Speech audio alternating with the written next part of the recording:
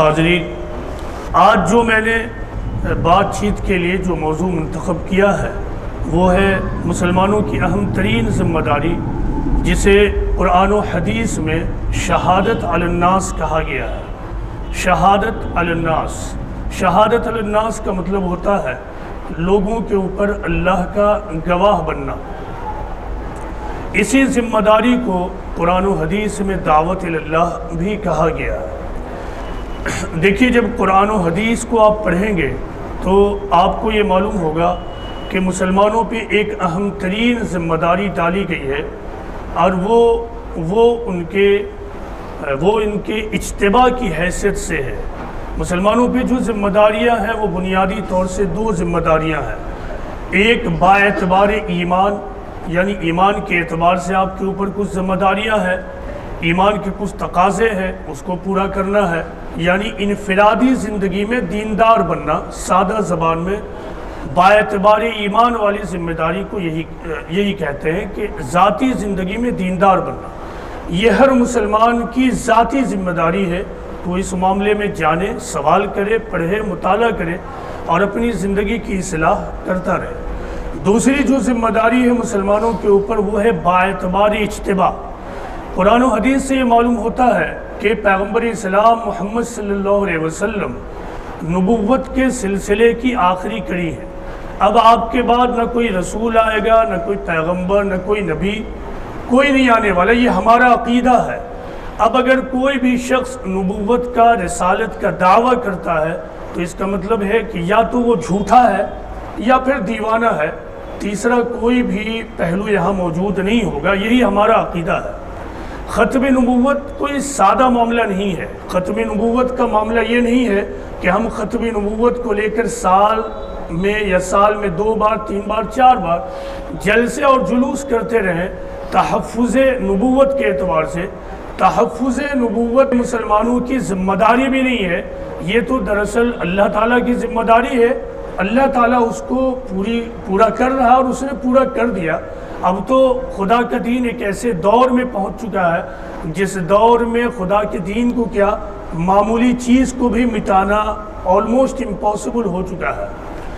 مسلمانوں کی جو ذمہ داری ہے وہ دراصل نبوت کے بعد با اعتبار مشن یہ ہے کہ مسلمان مقام نبوت پر ہے۔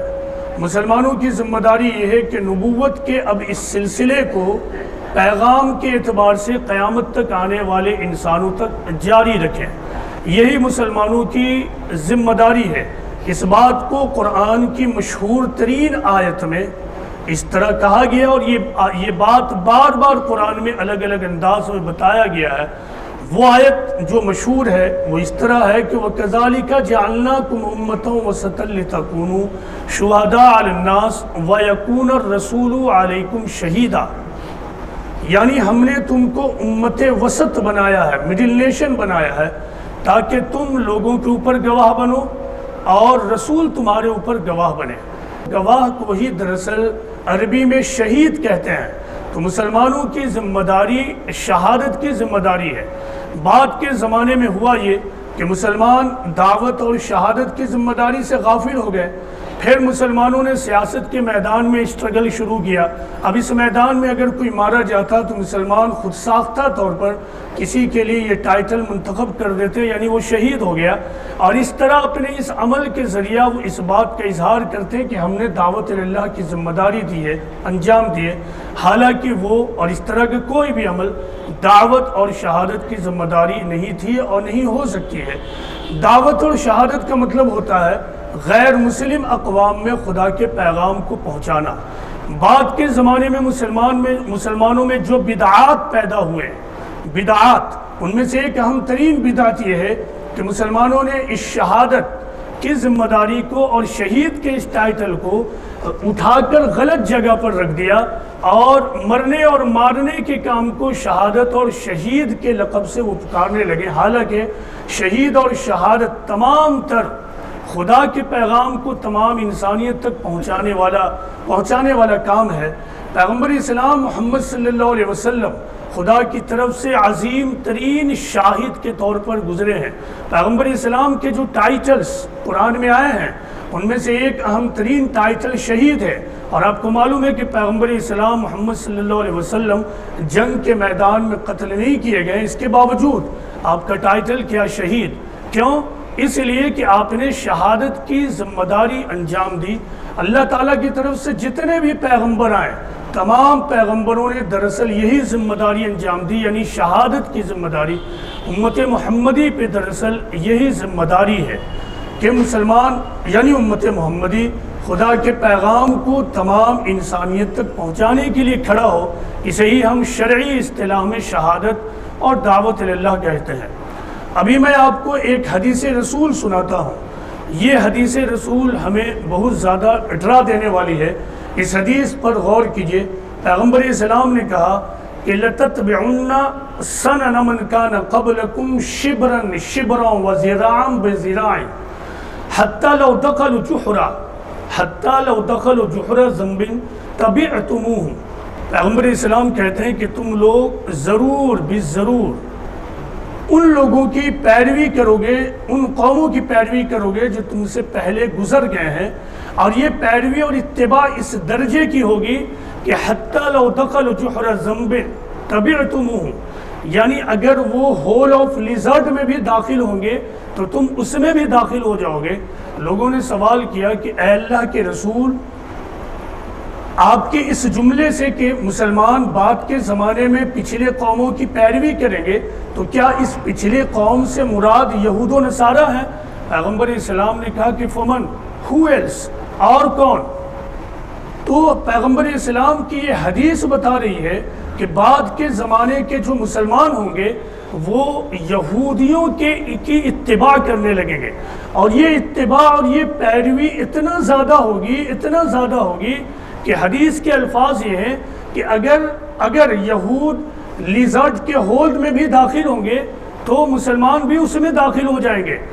بعد کے زمانے میں مسلمانوں کا جو رویہ ہے وہ اس حدیث کو پوری طرح صحیح ثابت کرتی ہے۔ یہودیوں کی اتباع کی سب سے سنگین صورت یہ ہے کہ مسلمان ٹھیک یہودیوں کی طرح شہادت کی ذمہ داری سے غافل ہو گئے۔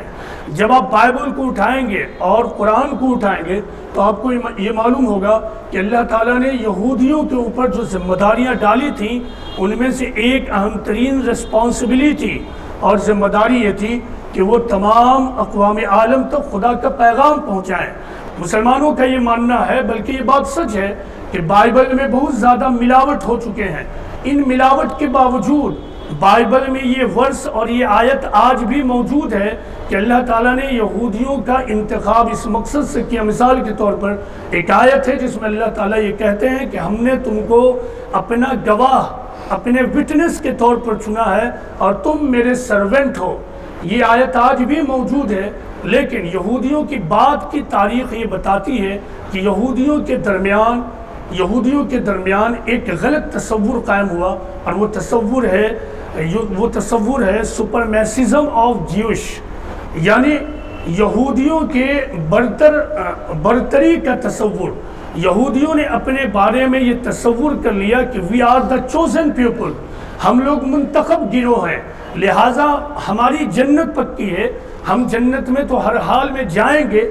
لہٰذا اس معاملے میں وہ اتنا زیادہ ہٹ دھرم ہو گئے کہ ان کی ہٹ دھرمی تمام دنیا میں مشہور ہو گئی۔ اس وجہ سے دنیا کی دوسری قومیں ان سے دور ہونے لگی، ان سے نفرت کرنے لگی۔ دوسری طرف اب نتیجتاً یہودی بھی دوسری قوموں سے نفرت کرنے لگے، اب پوری طرح سے گیٹ ہو گئے، نفرت کا ماحول قائم ہوا، جنگی ماحول قائم ہوا، اور یہودی مسلسل اسی حال میں رہے، اور بالآخر انہوں نے دوسری قوموں کے درمیان دعوت اور شہادت کے کام کو بند کر دیا، اور انہوں نے اپنے آپ کو بالکل الگ تھلگ قوم بنا دیا۔ اور آج یہودیوں کے ہاں یہ عقیدہ ہے کہ ان کے ہاں دعوت اور شہادت کا کوئی تصور موجود نہیں ہے۔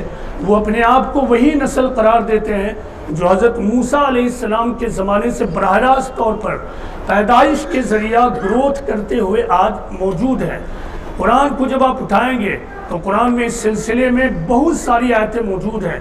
اس سلسلے میں ایک آیت اس طرح ہے کہ وَإِذْ أَخَذَ اللَّهُ مِيثَاقَ الَّذِينَ أُوتُوا الْكِتَابَ لَتُبَيِّنُنَّهُ لِلنَّاسِ وَلَا تَكْتُمُونَهُ فَنَبَذُوهُ وَرَاءَ ظُهُورِهِمْ وَاشْتَرَوْا بِهِ ثَمَنًا قَلِيلًا فَبِئْسَ مَا يَشْتَرُونَ لَا تَحْسَبَنَّ الَّذِينَ يَفْرَحُونَ بِمَا آتَوْا إِلَى آخِرِ آیہ۔ اللہ تعالیٰ یہ کہتے ہیں کہ جب اللہ نے اہل کتاب سے یہ عہد لیا، یہ میثاق لیا کہ تم خدا کی بات کو لوگوں کے لیے کھولو گے، لیکن انہوں نے اس کو نہیں کھولا اور اس کو پس پشت ڈال دیا۔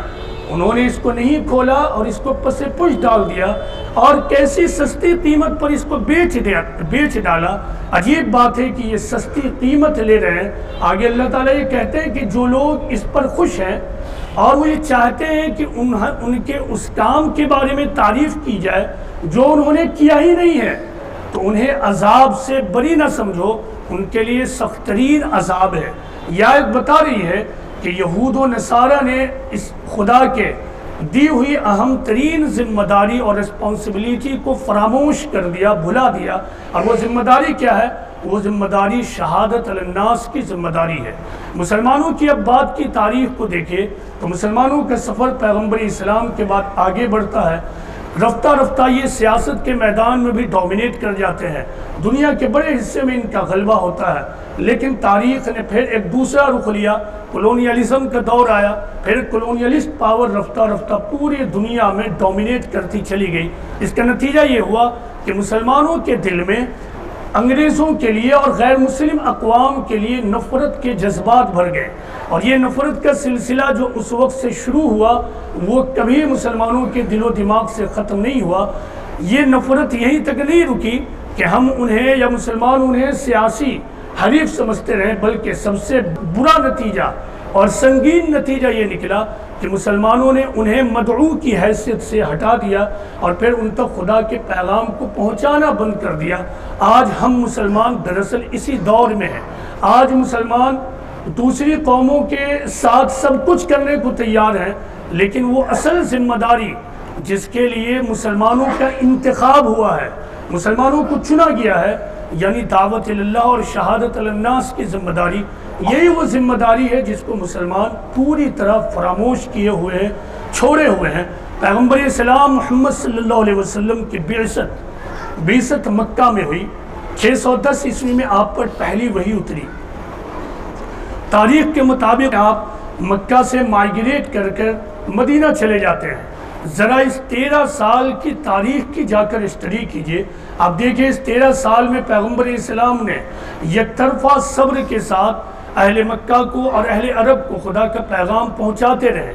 اس کے باوجود آپ ٹارچر کیے گئے، آپ کے ساتھیوں کو قتل کیا گیا، آپ کے ساتھیوں کو چیر دیا گیا۔ قتل ہی نہیں کیا گیا، اب تو گولی سے مار کر قتل کیا جاتا ہے۔ ان کو زندہ درگور کر دیا گیا، انہیں زندہ جلایا گیا۔ اصحاب رسول کے بارے میں تاریخ میں یہ بات موجود ہے کہ ان کے سینے کو چاک کیا گیا، ان کے گردے کو نکالا گیا، دشمنوں نے ان کے گردے تک کو چھپایا۔ یہ تمام واقعات ہوئے۔ وہ واقعہ بھی یاد کیجئے جسے آپ طائف کے واقعے کے نام سے جانتے ہیں۔ ذرا غور کیجئے کہ آخر پیغمبر اسلام نے طائف میں اتنی زیادہ ہیومیلیشن، ذلت اور تحقیر کو کیوں سہا؟ صرف ایک مقصد تھا کہ آپ کا یہ مقصد تھا کہ آپ تمام انسانیت تو خدا کا پیغام پہنچاتے رہیں۔ اس ذلت ترین واپسی کے باوجود جب آپ کے پاس اللہ تعالیٰ نے ملک الجبال کو بھیجا، اس کے باوجود پیغمبر اسلام نے ان کے بارے میں کوئی بھی فیصلہ نہیں کیا۔ ملک الجبال نے ان سے کہا کہ اللہ کے رسول آپ ہمیں حکم دیں، محمد آپ ہمیں حکم دیں، اللہ نے بھیجا ہے کہ ہم ان پہاڑوں کو دبا دیں تاکہ طائف کے تمام لوگ اس میں دب کر مر جائیں، اللہ نے ہمیں بھیجا ہے۔ پیغمبر اسلام کے اس تاریخی جملے کو یاد کیجئے۔ پیغمبر اسلام نے کہا کہ نہیں، مجھے اللہ نے ہدایت دینے والا بنا کر بھیجا ہے، مجھے امید ہے کہ کل آنے والے دور میں ان کی آنے والی جو نسلیں ہوں گی وہ حق کو قبول کریں گی۔ یہ ہے پیغمبر اسلام محمد صلی اللہ علیہ وسلم کا کردار، اور یہ ہے آپ کی قربانیاں۔ تو کیا یہ قربانیاں محض اس لیے ہیں کہ آج کا تقریر کرنے والا مقرر، آج کا مقرر اور خطیب اور اسپیکر ایک اسٹیج کو پالے اور ان واقعات کو گرج گرج کر کہنا شروع کرے اور آپ پھر جھومتے ہوئے ماشاء اللہ یا پھر نعرے تکبیر اللہ اکبر لگا دیں، کیا یہ واقعات اسی لیے ہیں؟ ہرگز نہیں، یہ واقعات تو اس لیے ہیں تاکہ قیامت تک آنے والے مسلمانوں کو معلوم ہو کہ ان کا سفر آسان نہیں ہے، اور ان کے لیے اسوہ حسنہ اور بہترین نمونہ وہی ہے جو پیغمبر کی زندگی میں موجود ہے۔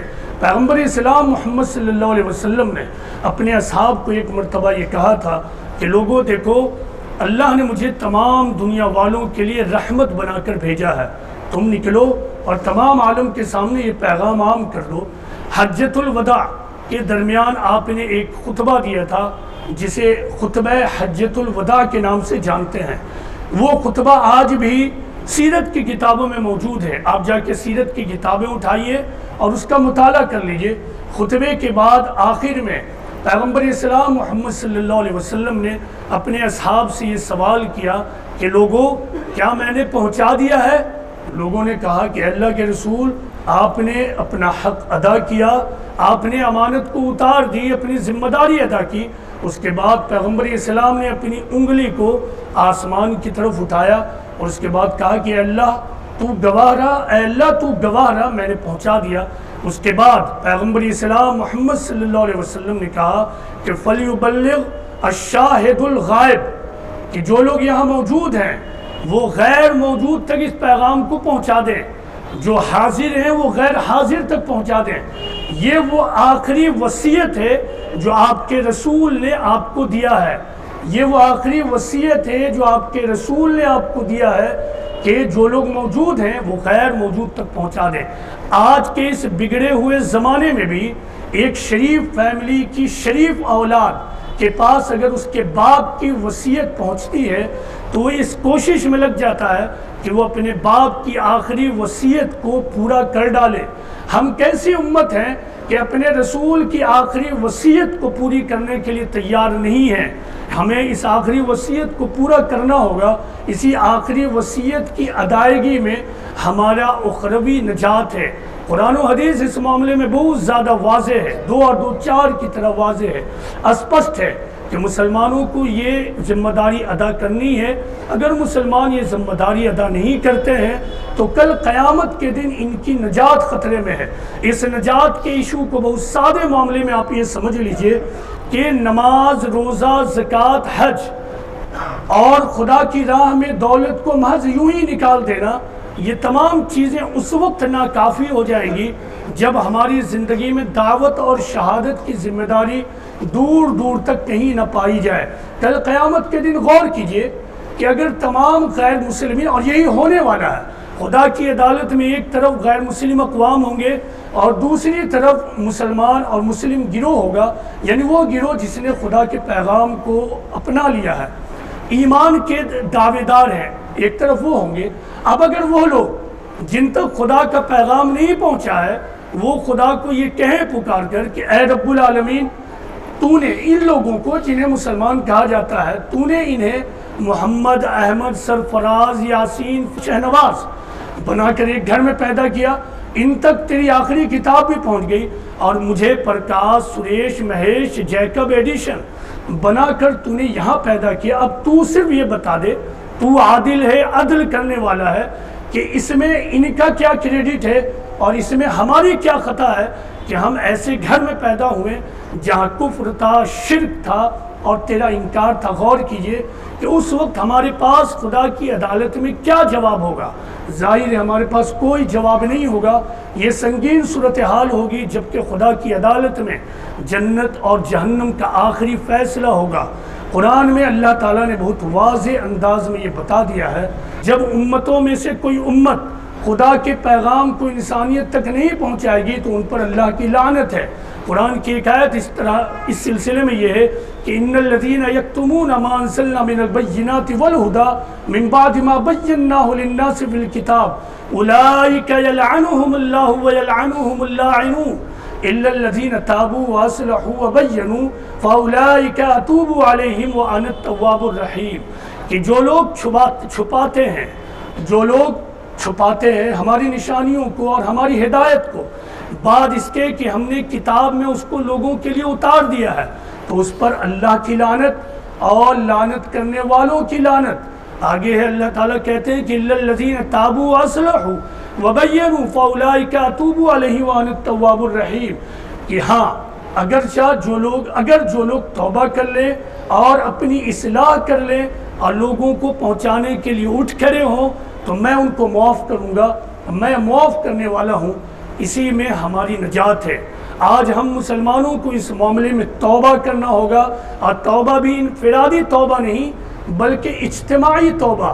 ہمیں اجتماعی توبہ ہوگا، خدا کے سامنے روتے اور گڑگڑاتے یہ کہنا ہوگا کہ خدایا ہم نے تیری دی ہوئی اس ذمہ داری کو چھوڑا ہے، یہی وجہ ہے کہ تو نے ہمیں ذلت اور پستی کی حالت میں ڈال دیا ہے۔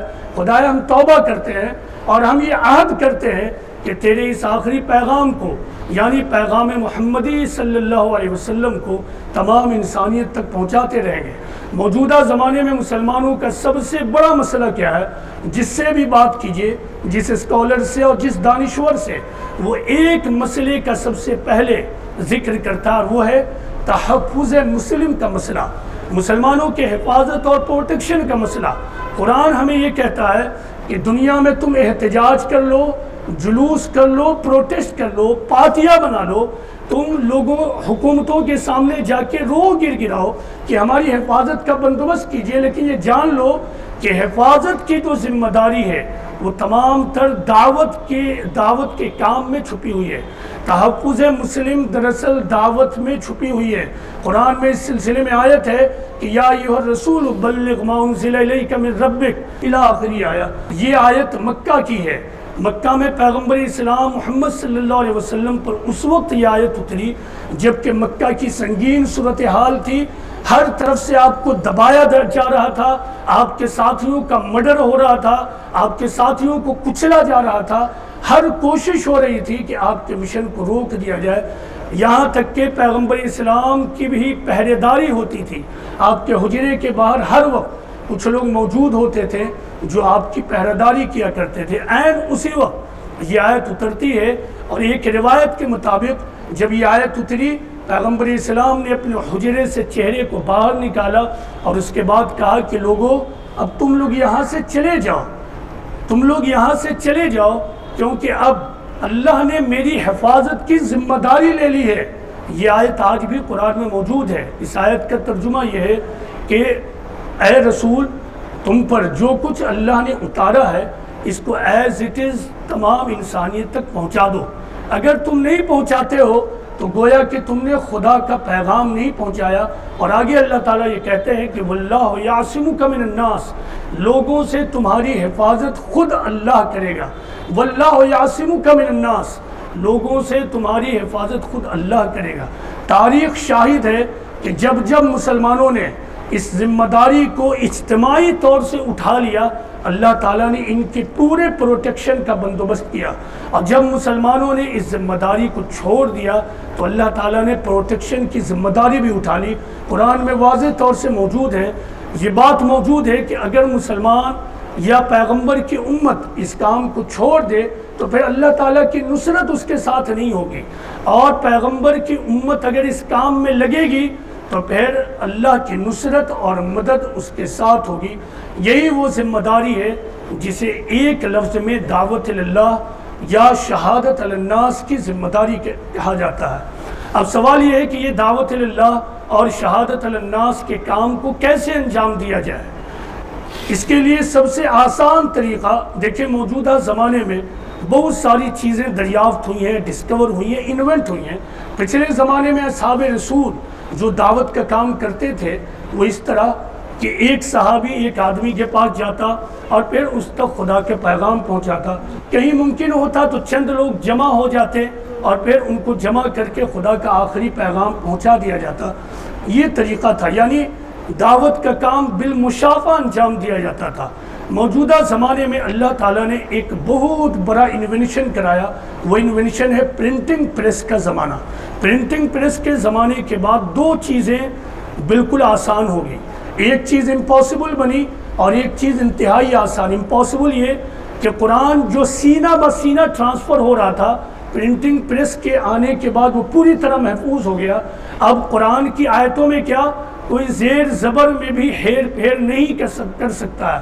یہ دیکھیے اللہ تعالیٰ نے کس طرح تاریخ میں تبدیلی کر کے اپنے دین کو محفوظ کر دیا. دوسری چیز کیا ہے, خدا کے پیغام کو پہنچانا نہایت آسان ہو گیا ہے. آج پرنٹنگ پریس کا زمانہ ہے. اللہ کے نیک بندوں نے قرآن کو الگ الگ زبانوں میں ٹرانسلیٹ کروا دیا ہے. قرآن میں یہ بتایا گیا ہے کہ اللہ تعالیٰ نے جس پیغمبر کو بھی بھیجا وہ لوگوں کی اپنی زبان میں بھیجا ہے. وَمَا أَرْسَلْنَا مِن رَّسُولٍ إِلَّا بِلِسَانِ قَوْمِهِ لِيُبَيِّنَ لَهُمْ, یعنی جس پیغمبر کو بھی اللہ نے بھیجا اس کی اپنی زبان میں بھیجا. اب سوال یہ ہے, انڈیا کا ہندو عربی نہیں جانتا ہے, امریکہ کا امریکن وہ عربی نہیں جانتا. اسی طرح دنیا میں 200 زبانیں ایسی ہیں جو بہت زیادہ بولی جاتی ہیں عربی کے علاوہ, اور وہ عربی نہیں جانتے ہیں, تو ان لوگوں تک خدا کا پیغام کیسے پہنچے گا؟ ابھی ہماری ذمہ داری تھی کہ قرآن کو دنیا کی تمام زبانوں میں ٹرانسلیٹ کروایا جائے. اللہ کا فضل ہے کہ اللہ کے نیک بندے اس کام کے لیے کھڑے ہو چکے ہیں اور دنیا کی تمام زبانوں میں اس کا ٹرانسلیشن کروا رہے ہیں, بڑے پیمانے پہ کروا رہے ہیں. دوسری طرف سیرت کی کتابوں کو خوب پھیلائیں, دوسری اسلامی لٹریچر کو خوب پھیلائیں تاکہ لوگوں تک پہنچے اور اسلام کی صحیح امیج ان تک قائم ہو سکے. تو آج دعوت کے اس کام کو یہ کرنا بڑا آسان ہو گیا ہے, لیکن یہ جان لیجئے کہ جو لوگ حصہ نہیں لے رہے ہیں, جو لوگ زبردستی حصہ لے رہے ہیں, وہ جانیں کہ یہ دراصل ذمہ داری کا معاملہ ہے. آپ اس سے بچ نہیں سکتے ہیں. یا تو آپ تنہا ہو کر کھڑے ہو, یا تو آپ اے کے ساتھ ملیں, بی کے ساتھ ملیں. یہ کام آپ کو ہر حال میں کرنا ہوگا. اس کام کو لے کر کھڑے ہوئیے, دیکھ لیجئے کہ پھر اللہ کی مدد آپ کے ساتھ ہوگی. اللہ تعالیٰ سے یہ دعا ہے کہ اللہ تعالیٰ ہم سب کو سمجھنے کی توفیق عطا فرمائے. اللہ تعالیٰ ہم سب کو اس دعوت دین کے کام کے لیے منتخب کر لے. قرآن کو اور سیرت کی کتاب کو تمام انسانیت تک پہنچانے والا بنا دے. وما علینا الا البلاغ المبین.